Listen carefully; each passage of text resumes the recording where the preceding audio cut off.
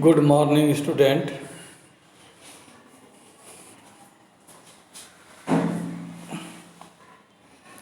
As we know, substances are of two types: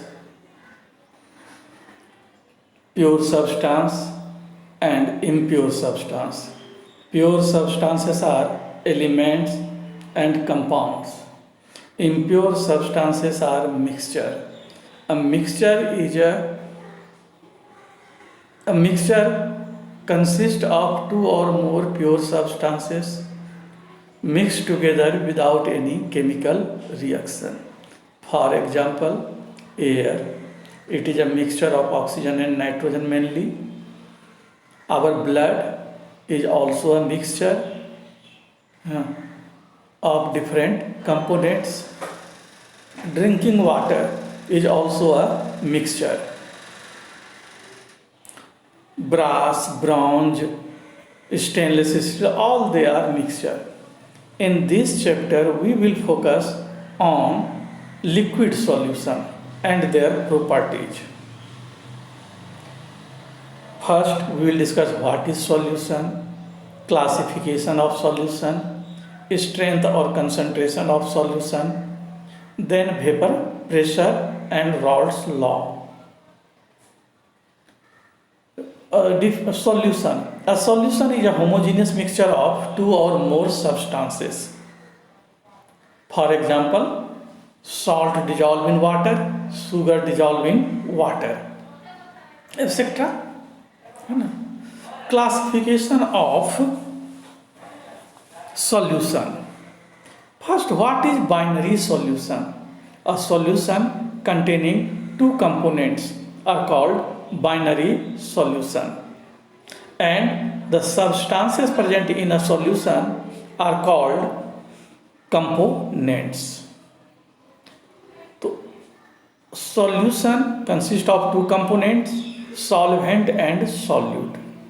The component that is present in larger quantity is called solvent. Solvent determine the physical state of the solution.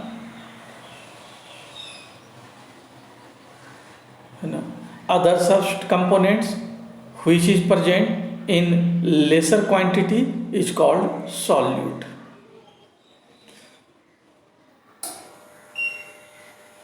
Component of a solution may be solid, may be liquid or gaseous. There are three types of solution: gaseous solution, liquid solution and solid solution. Gaseous solutions are those in which solvent is gas. There are three types. Number one, gas in gas, means when solute is gas, solvent is also gas. Example, air. It is a mixture of oxygen and nitrogen gas. Second, liquid in gas. Liquid is solute, gas is solvent. Example, chloroform mixed with nitrogen gas. Third is solid in gas. Example, camphor in nitrogen gas. Second, liquid solution. A solution in which solvent is liquid. Example, gas in liquid. First type, oxygen dissolved in water. Second, liquid in liquid, alcohol dissolved in water. Third is solid in liquid, glucose dissolved in water, common salt dissolved in water. Third type of solution is solid solution, in which solvent is solid. First example, gas in solid, in which gas is solute, solid is solvent. Example, solution of hydrogen in palladium. Second, liquid in solid, in which solute is liquid, solvent is solid. Amalgam of mercury with sodium. Third one, solid in solid, copper dissolved in gold, brass, bronze, etc., stainless steel, etc. Now, strength of the solution, that is concentration of the solution. The amount of solute dissolved per liter solution or per kg solvent is called concentration of that solution. There are various ways to explain concentration of a solution. Number one, mass percent. It represents mass of a component present in 100 gram of solution. Mathematically, mass percent of a component in a solution equal to mass of that component in the solution divided by total mass of the solution into 100. Second way is volume percent. It represents volume of a component in 100 milliliter of solution. Mathematically, volume percent of a component equal to volume of component by total volume of the solution into 100. Now, third way to express concentration, mass by volume percent. It represents mass of solute in gram present in 100 milliliter of solution. Mathematically, mass by volume percent equal to mass of solute in gram by volume of solution in milliliter into 100.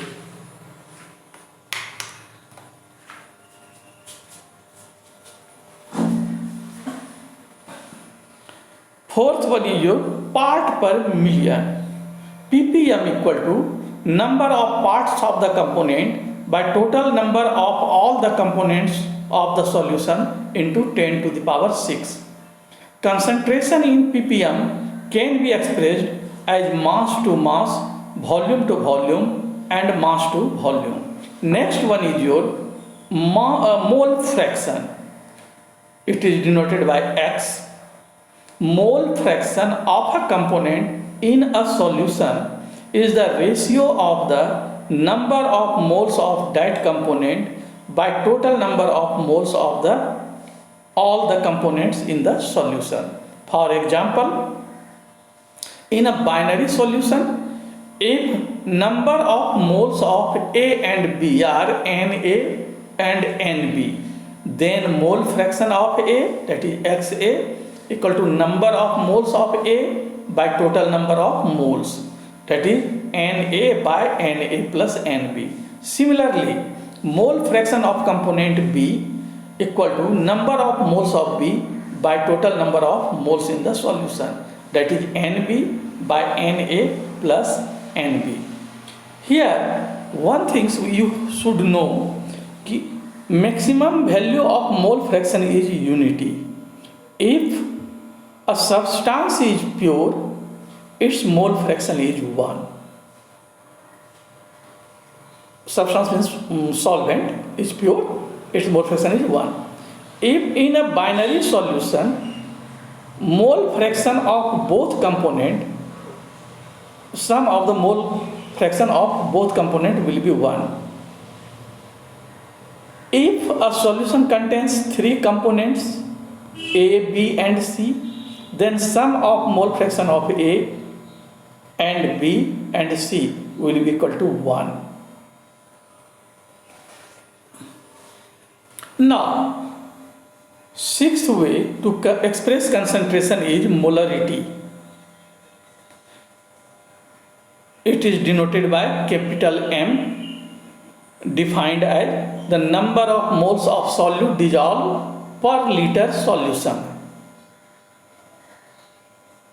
Mathematically, M equal to number of moles of solute by volume of solution in liter. But we know number of moles of solute equal to given mass of solute by molar mass of solute. Therefore, molarity will be equal to given mass of solute by molecular mass of solute into 1000 by volume of solution in liter. Unit of molarity is mole per liter, denoted by M or molar. Seventh way to express concentration is molality. Molality is defined as number of moles of solute per kg of solvent. It is denoted by small m. Mathematically, small m molarity equal to number of moles of solute by mass of solvent in kg, or given mass of solute by molecular mass of solute into 1000 by mass of solvent in gram. Unit of molarity equal to mole per kg, or small m, or molal. Now question arises, which is better way to express concentration, molarity or molality? As we know, molarity involves volume of solution, and volume changes with change in temperature. So molarity of a solution changes with change in temperature, but molality involves mass, and mass remain unaffected from temperature. So molarity remains unaffected with change in temperature. So molality is the better way to express concentration as compared to molarity. Now next one is your normality. It is denoted by capital N, defined as the number of gram equivalent of solute per liter of solution. Mathematically, N equal to number of gram equivalent of solute by volume of solution in liter.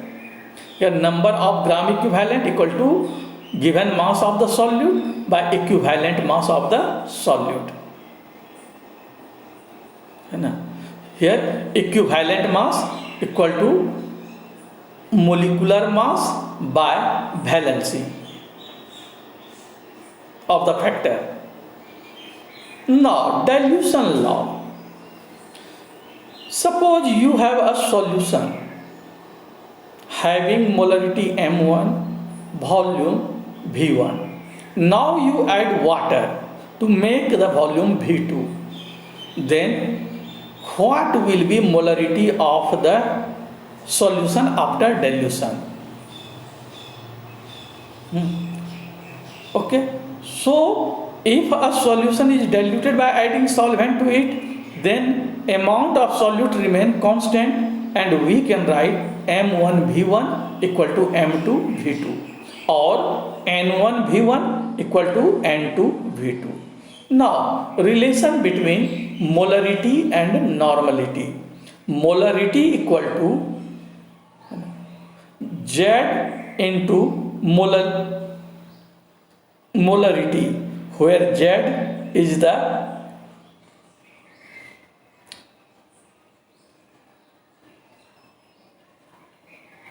equivalent mass.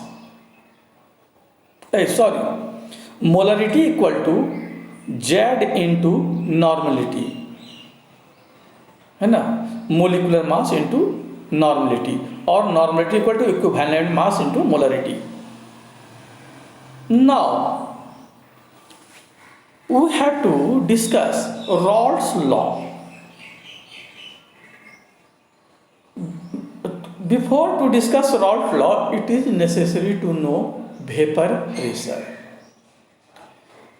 It is defined as the pressure exerted by the vapor on the surface of the liquid when they are in dynamic equilibrium with each other.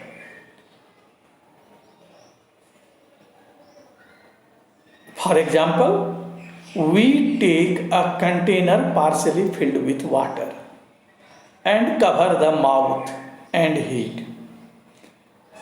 Upon heating, water gets evaporated and vapor formed is collected at the top. In the beginning, we have water, so rate of evaporation will be faster and rate of condensation of vapor will be slower. But with time, when more and more vapor will form, then rate of condensation of vapor also increases, and after a certain time, rate of evaporation becomes equal to rate of condensation. In that situation, pressure exerted by the vapor on the surface of the liquid is called vapor pressure. Vapor pressure is directly proportional to the escaping tendency. Now, that is, lower the boiling point of the liquid, higher will be its vapor pressure. Now, Raoult's law.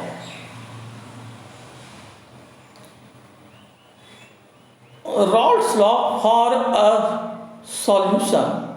It is general statement I am telling you. The vapor pressure of a component in a solution is directly proportional to its mole fraction. Let us consider a solution having volatile component A and B. Then vapor pressure of component A is directly proportional to its mole fraction, that is XA. PA directly proportional to XA, or PA equal to P naught A XA. Here P naught A is the vapor pressure of A when it is pure.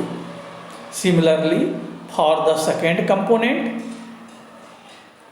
vapor pressure, that is PB, directly proportional to XB, or PB equal to P naught B into XB. Here P naught B is the vapor pressure of B when it is pure. Now, another definition of Raoult's law: when both the component of a solution are volatile, then it states that total vapor pressure of the solution is the sum of the partial vapor pressure of each component in the solution.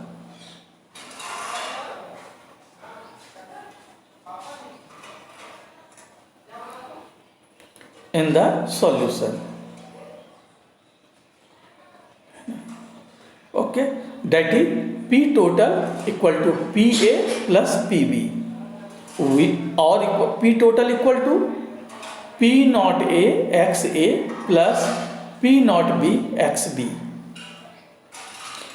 A and B is here represented by 1 and 2. Now, graphical representation of Raoult's law. As I have told you, sum of mole fraction of all the component in a solution is 1. Now you observe the graph. In horizontal line at the right side, x1 equal to 0, x2 equal to 1. It means at this situation, in this situation, there is no first component. A to x2 is pure, second is pure. There is no first component.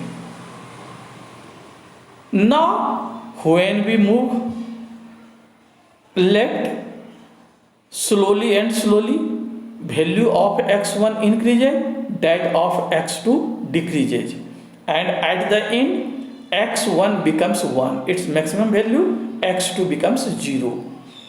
Means mole fraction of 1 is first component is 1, second component is 0. Now, when we extrapolate x1 0 to x1 1, it represents the partial vapor pressure of first component. Similarly, when we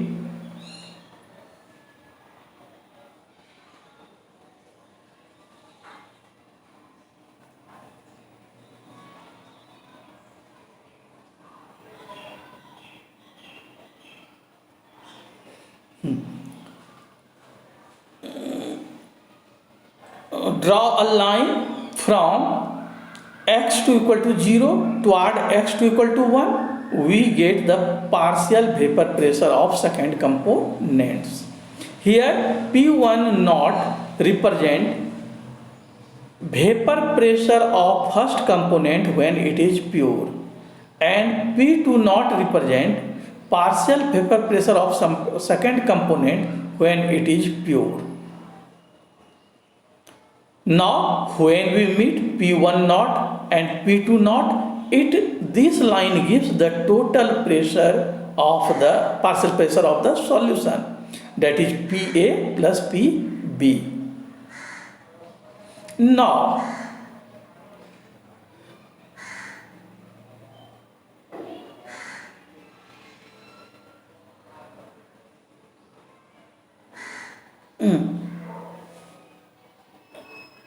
definition of Raoult's law: when solute is non-volatile. Solute is non-volatile.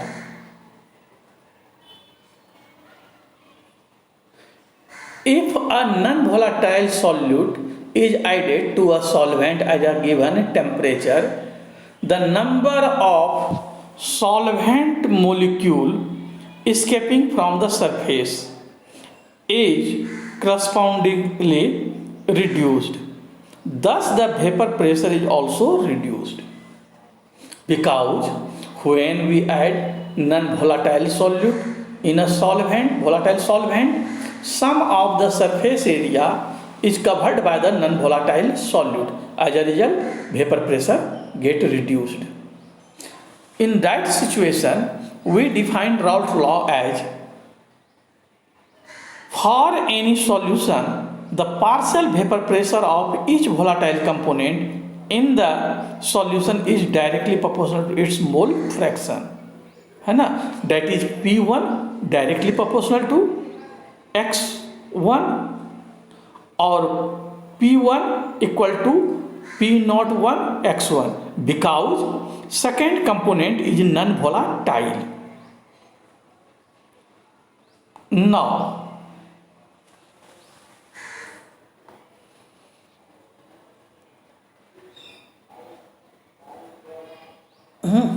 that is first session.